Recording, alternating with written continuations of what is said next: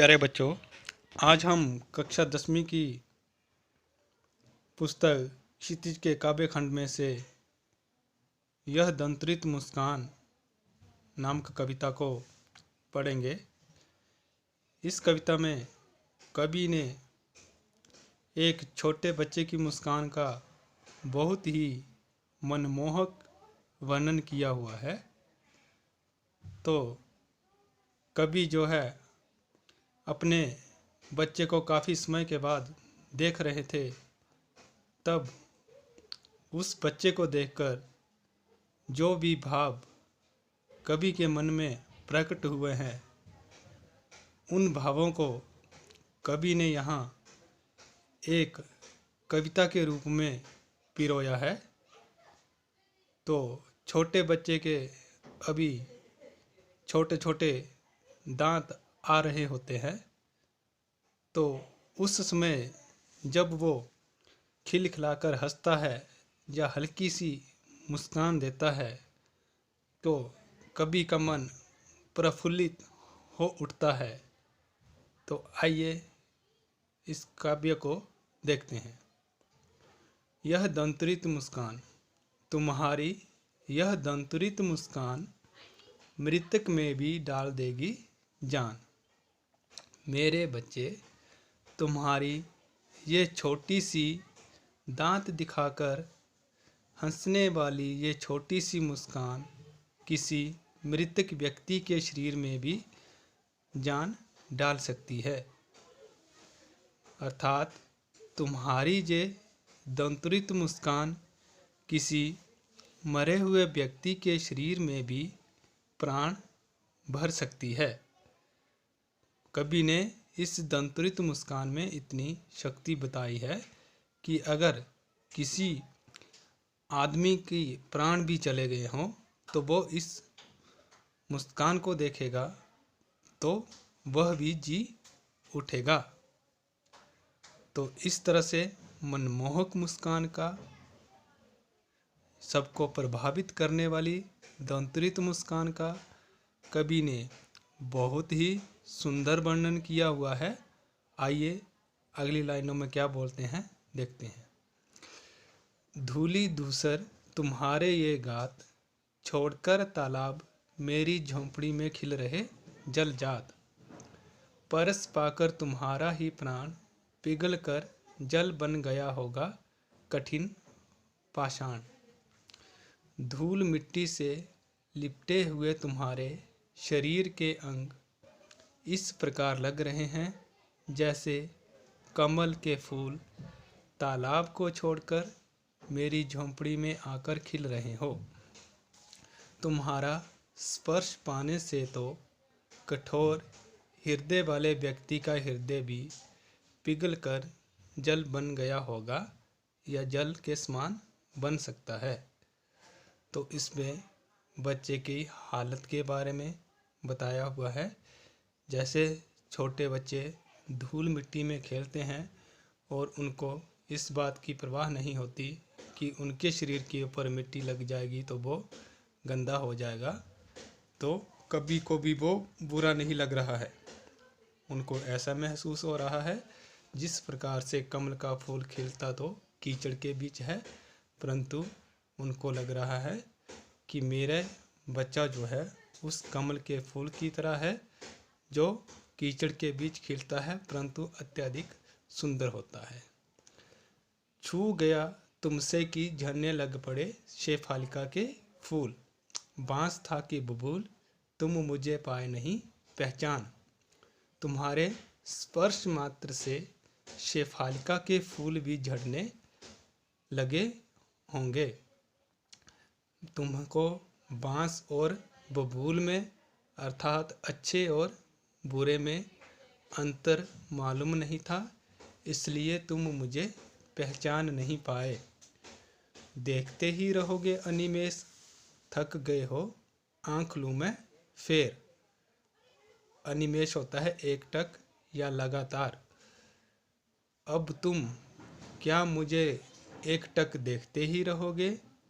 अगर थक गए हो तो मैं तुम्हारी ओर से अपनी आंख फेर लेता हूँ या तुम्हारी ओर से मैं अपनी नज़र हटा लेता हूँ। इसमें बच्चे के सीधेपन के बारे में बताया हुआ है। जब भी कोई छोटा बच्चा किसी अनजान व्यक्ति को देखता है तब उसको वो एकटक से लगातार से देखता है और उसको पहचानने की कोशिश करता है। कभी के साथ भी बिल्कुल वैसा ही है, क्योंकि कभी अक्सर घर से बाहर रहते आए हैं, इसलिए छोटा बच्चा उनको पहचान नहीं पा रहा है और वो उनको तिरछी नज़रों से देख रहा है। आइए आगे देखते हैं। क्या हुआ यदि हो सके परिचित ना पहली बार, यदि तुम्हारी माँ ना माध्यम बनी होती आज, मैं ना सकता देख मैं ना पाता जान, तुम्हारी यह दंतुरित मुस्कान। क्या हुआ अगर हम पहली बार एक दूसरे को नहीं पहचान सके, यदि तुम्हारी माँ तुम्हारे बीच और हमारे बीच माध्यम ना बनी होती तो ना तो मैं तुम्हारी दंतुरित मुस्कान देख सकता था और ना ही मैं तुम्हें जान सकता था। धन्य तुम माँ भी तुम्हारी धन्य, चिर प्रवासी मैं इतर मैं अन्य, तुम धन्य हो और तुम्हारी माँ भी धन्य है। मैं तो हमेशा घर से बाहर रहता आया हूँ, इसलिए तुम्हारे लिए मैं अनजान हूँ। इसमें कवि ने अक्सर पिता जो है वो कमाने के लिए काम के सिलसिले में अधिकतर घर से बाहर रहते हैं और माँ जो है वही बच्चों के साथ रहती है। तो इस कारण से पिता के साथ उतना लगाव ना होकर बच्चे माँ से अधिक लगाव करते हैं। इसलिए कवि ने कहा है कि मैं तुम्हारे लिए कोई दूसरा ही हूँ। इसलिए अपने आप को यहाँ पर कवि ने अन्य कहकर संबोधित किया है। तभी बोला हुआ है कि धन्य तुम तुम्हारी माँ भी धन्य। आइए आगे देखते हैं। उंगलियां माँ की कराती रही हैं मधुपर्क, इस अतिथि से प्रिय तुम्हारा क्या रहा संपर्क, उंगलियां माँ की कराती रही हैं मधुपर्क, इस अतिथि से या इस मेहमान से तुम्हारा कितना संपर्क रहा होगा। माँ के हाथों की उंगलियां ही तुमको अनेक प्रकार से प्यार करती रही हैं या अनेक प्रकार से प्रेम का एहसास कराती रही हैं। देखते तुम इधर कनखी मार और होती जबकि आंखें चार, तुम मेरी ओर तिरछी नज़र से देखते हो, जब भी मेरी नज़रें तुम्हारी नज़रों से मिलती हैं तब तुम्हारी दंतुरित मुस्कान मुझे लगती बड़ी ही छविमान। तो उस समय तुम्हारी दंतुरित मुस्कान मुझे बहुत ही सुंदर लगती है। तो इसके बाद हमारा फसल है। जो फसल पद्यांश है इसमें कवि ने फसल के बारे में बताने की कोशिश की हुई है कि फसल उपजाने के लिए किन किन आवश्यक तत्वों का होना जरूरी है। तो आइए फसल देखते हैं। फसल एक के नहीं दो के नहीं ढेर सारे नदियों के पानी का जादू। फसल किसी एक या दो नदियों के पानी से नहीं बल्कि ढेर सारे नदियों के पानी से तैयार होती है। एक के नहीं दो के नहीं लाख लाख कोटि कोटि हाथों के स्पर्श की गरिमा। एक या दो हाथों की मेहनत का परिणाम नहीं बल्कि लाखों करोड़ों हाथों की मेहनत के कारण फसल तैयार होती है। एक की नहीं दो की नहीं हजार हजार खेतों की मिट्टी का गुणधर्म। एक प्रकार की या दो प्रकार की मिट्टी से नहीं बल्कि हजारों खेतों की मिट्टियों का अपना अपना गुण धर्म है, जिसके कारण अलग अलग प्रकार से फसल तैयार होती है। इसमें फसल को जिन जिन तत्वों की ज़रूरत होती है उनके बारे में कवि बता रहे हैं। फसल क्या है? और तो कुछ नहीं है, वह नदियों के पानी का जादू है। वास्तव में फसल क्या है? वह और कुछ नहीं है, केवल नदियों के पानी का जादू है। हाथों की मेहनत का परिणाम है। भूरी काली संदली मिट्टी का गुणधर्म है।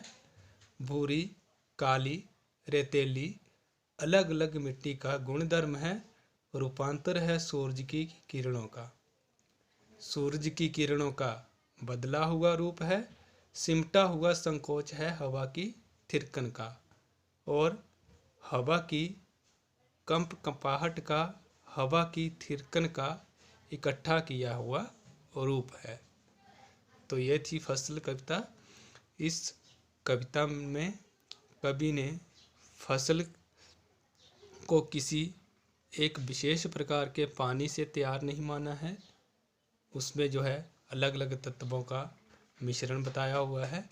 फसल ना सिर्फ पानी से तैयार होती है, ना सिर्फ हाथों की मेहनत से तैयार की जा सकती है, बल्कि फसल के लिए हवा का होना ज़रूरी है, पानी का होना ज़रूरी है, हाथों की मेहनत का होना ज़रूरी है और हवा की कंपकंपाहट का, हवा की थिरकन का होना ज़रूरी है, जिसके कारण जो है अलग अलग प्रकार से फसल तैयार की जाती है।